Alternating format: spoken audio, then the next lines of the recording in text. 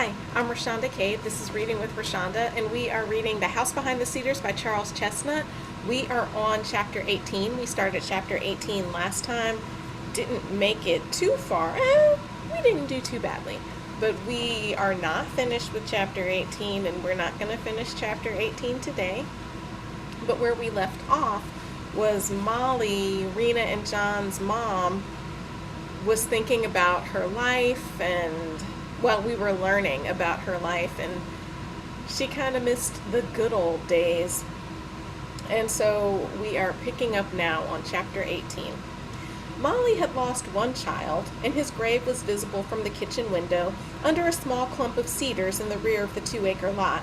For even in the towns, many a household had its private cemetery in those old days when the living were close to the dead, and ghosts were not the mere chimeras of a sick imagination, but real, though unsubstantial entities, of which it was almost disgraceful not to have seen one or two.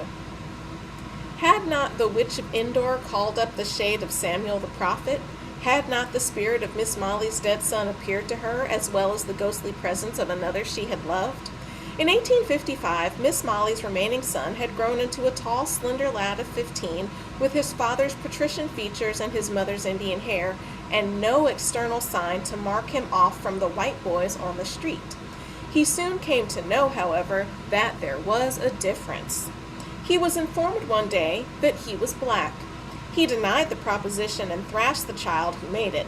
The scene was repeated the next day with a variation. He was himself thrashed by a larger boy.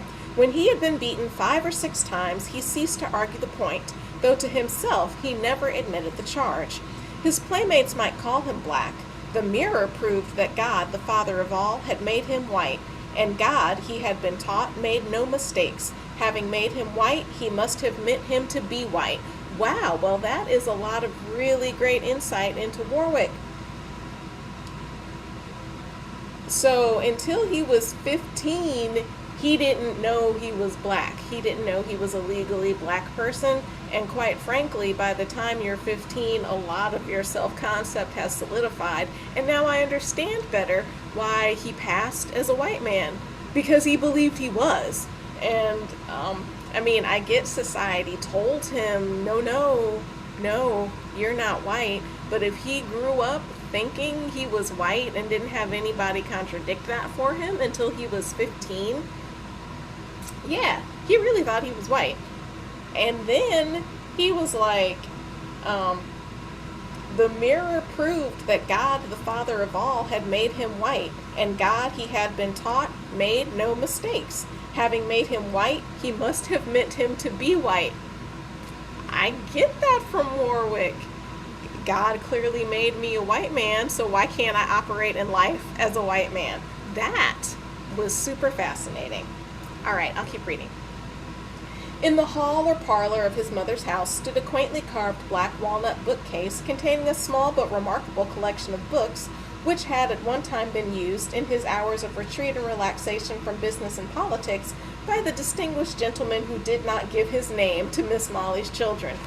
Let's twist that knife just a little bit. Who, to whom it would have been a valuable heritage, could they have had the right to bear it? Among the books were a volume of Fielding's complete works in fine print, set in double columns, a set of Bulwer's novels, a collection of everything that Walter Scott, the literary idol of the South, had ever written, Beaumont and Fletcher's plays, cheek by jowl with the history of the virtuous Clarissa Harlowe, The Spectator and Tristram Shandy, Robinson Crusoe, and the Arabian Nights. On these secluded shelves, Roderick Random, Don Quixote, and Gil Blas for a long time ceased their wanderings. The Pilgrim's Progress was suspended, Milton's mighty harmonies were dumb, and Shakespeare reigned over a silent kingdom.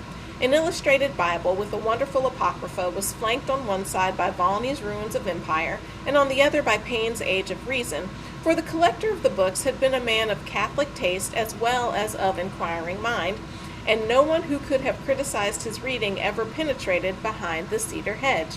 That's interesting. So a wide array of books that seem like maybe they shouldn't all be on the same shelves. Now, I personally think what you read is what you read. Have your books, have them on the shelves. Read widely, read everything. If it's got words on it, read it. If it's a cereal box, if it's a book, whatever. If it's got words on it, read it. There are things for you to learn and glean from it. Now, all that said, like I don't believe we should expose ourselves to pornography. You should read things that edify you, but like don't be afraid to read stuff that's different from what you've read before. Don't be afraid to read somebody whose opinions differ than yours. That's how you learn and grow. Anyway, the point here is that there were all kinds of books by all kinds of authors on these bookshelves, and Warwick clearly had access to them, but it's saying something about Warwick's father as well, that his tastes were wide. But then we got to the point that said, and no one who could have criticized his reading ever penetrated behind the cedar hedge. So this man felt a sense of freedom in this house behind the cedars, because even though society people might have criticized his taste in reading, he could have all the books he wanted in the house behind the cedars where he had his illegitimate illicit family, and he could also do his illicit reading. I mean, I'm happy he felt that sense of freedom there, but I'm not going to let some stuff go. All right. A history of the French Revolution consorted amiably with a homespun chronicle of North Carolina, rich in biographical notices of distinguished citizens and inscriptions from their tombstones, upon reading which one might well wonder why North Carolina had not long ago eclipsed the rest of the world in wealth, wisdom, glory, and renown. On almost every page of this monumental work could be found the most ardent panegyrics of liberty, side by side with the slavery statistics of the state, an incongruity of which the learned author was deliciously unconscious. Oh, so on these books about North Carolina, they spoke passionately about liberty, yes, and equally passionately about here's the roster of all of my slaves and buying and selling. And the incongruity of which the learned author was deliciously unconscious. He had imbibed the alcohol of his time that said, yes, freedom if you're white and male. Yes, slavery if you're black. Yes, these two things can coexist quite nicely. To that I say, no, but that's where we were. When John Walden was yet a small boy, he had learned all that could be taught by the faded mulatto teacher in the long, shiny black frock coat, whom local public opinion permitted to teach a handful of free-colored children for a pittance barely enough to keep soul and body together. When the boy had learned to read, he discovered the library, for which several years had been without a reader, and found in it the portal of a new world, peopled with strange and marvelous beings. Lying prone upon the floor of the shaded front piazza, behind the fragrant garden, he followed the fortunes of Tom Jones and Sophia. He wept over the fate of Eugene Aram. He penetrated with Richard the Lionheart into Saladin's tent, with Gil Blas into the robber's cave. He flew through the air on the magic carpet, or the enchanted horse, or tied with Sinbad to the roc's leg.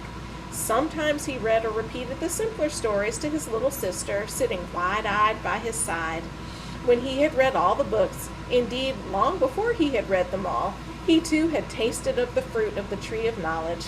Contentment took its flight, and happiness lay far beyond the sphere where he was born. The blood of his white fathers, the heirs of the ages, cried out for its own, and after the manner of that blood set about getting the object of its desire. So the more he learned, the more he realized his space in the world was constrained and not the same space in the world of the blood of the patriarchs that ran through his veins, and he became dissatisfied. And he wanted more. All right, near the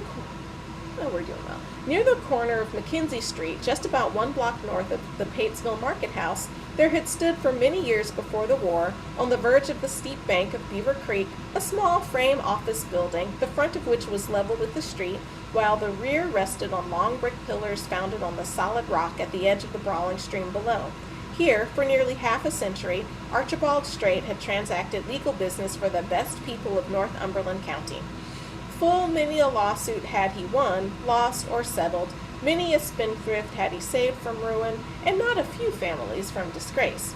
Several times honored by election to the bench, he had so dispensed justice tempered with mercy as to win the hearts of all good citizens, and especially those of the poor, the oppressed, and the socially disinherited. The rights of the humblest Negro, few as they might be, were as sacred to him as those of the proudest aristocrat, and he had sentenced a man to be hanged for the murder of his own slave. Well, that's unheard of. An old-fashioned man, tall and spare of figure and bowed somewhat with age, he was always correctly clad in a long frock coat of broadcloth with a high collar and black stock. Courtly in address to his social equals, superiors he had none. All right. He was kind and considerate to those beneath him. He owned a few domestic servants. Isn't that a nice, cute way to say slaves? He owned a few domestic servants. If you own them, they're your slaves. Look at us sugarcoating stuff. He owned a few domestic servants, no one of whom had ever left the weight of his hand, no one who had ever felt the weight of his hand, and for whose ultimate freedom he had provided in his will. Well, that's nice. You can be free when I'm dead. Can't have you walking around free in the same town as me, but when I'm dead, that'll be fine.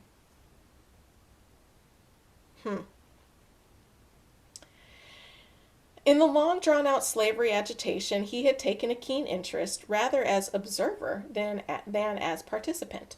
As the heat of controversy increased, his lack of zeal for the peculiar institution led to his defeat for the bench by a more active partisan. His was too just a mind not to perceive the arguments on both sides, but on the whole he had stood by the ancient landmarks, content to let events drift to a conclusion he did not expect to see. The institutions of his fathers would probably last his lifetime. Let's go ahead and stop there. So now we're learning about Judge Straight, who seems like, a good person. He did hold slaves. Lots of people did. So anyway, that's it for today. Things are getting mighty interesting in The House Behind the Cedars by Charles Chesnutt. I'm Rashonda Cade, and this is Reading with Rashonda.